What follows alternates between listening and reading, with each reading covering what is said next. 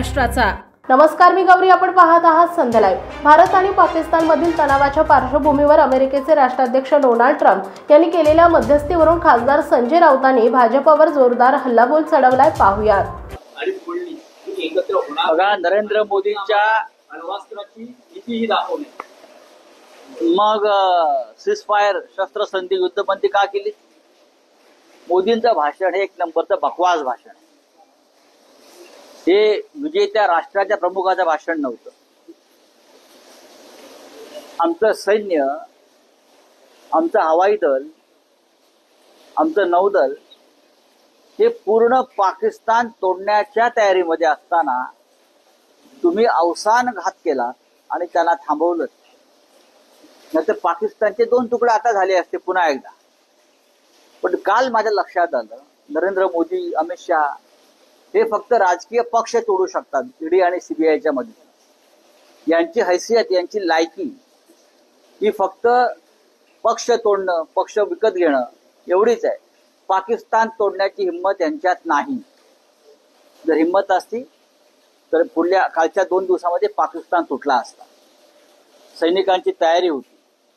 पण Donald Trump पुढे यांनी शेपूट घातली. आता हे लोक तिरंगा यात्रा काढतायत काय ते मला कळलं. कोणता तिरंगा? भारताच्या तिरंगाला हात लावण्याची यांची लायकी नाही आहे. यांनी अमेरिकेचा झेंडा हातात घ्यावा आणि काढावं. काही ते यात्रा काढतायत ना कुठे, आणि अमेरिकन एम्बॅसीची परवानगी घ्यावी. या भारतीय जनता पक्षाच्या अध्यक्षांनी अमेरिकेचा झेंडा घ्यावा आणि मोदी बरोबर ट्रम्पचा फोटो लावावा.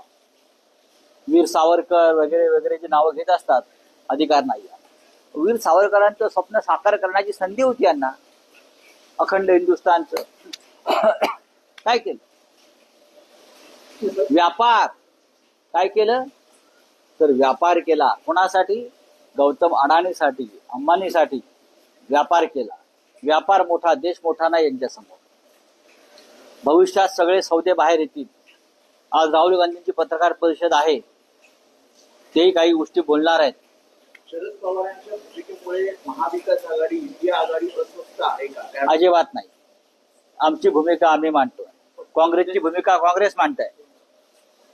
आज राहुल गांधी बोलतायत. नाही, काल तुम्ही सगळे म्हणत की विशेष अधिवेशन बोलवावं. शरद पवार काल प्रतिक्रिया देताना असं म्हणाले, विशेष अधिवेशन बोललं तरी संरक्षणासंदर्भात चर्चा करताना काही मर्यादा येत असतात. त्यामुळे संरक्षणासंदर्भात चर्चा करताना कोणत्याही मर्यादा येत नाहीत. जर आमच्या देशाने अमेरिकेसमोर गुडघे टेकलेले आहेत, आमच्या देशाचं नेतृत्व तिथे बसून ट्रम्प करतोय, त्याच्यावरती जर आम्ही चर्चा करणार नसू तर कशावर चर्चा करणार? यापूर्वी चीन 1971चं युद्ध असेल, 65चं युद्ध असेल, संसदेमध्ये सविस्तर चर्चा झालेली आहे.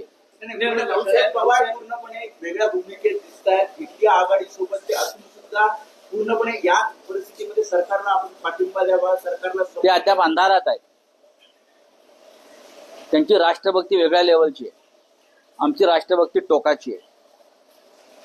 आम्ही नरेंद्र मोदी, अमित शहा आणि त्यांच्या सरकार हे राष्ट्रभक्तीचं ढोंग करताय आणि राष्ट्रभक्तीच्या आडून व्यापार करताय.